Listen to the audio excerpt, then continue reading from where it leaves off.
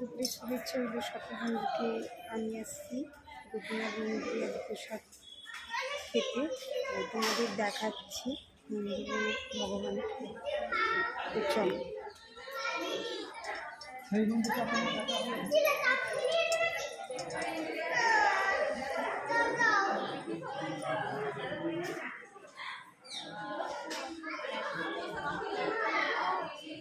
আজকে একটু লোক কমই আছে।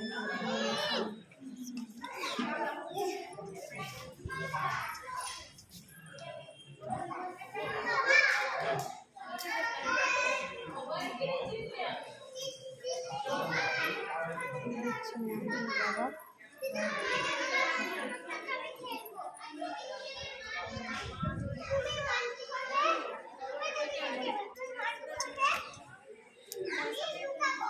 আজকে অনেকটা লোক কম আসছে, নইলে অনেক লোক আসে।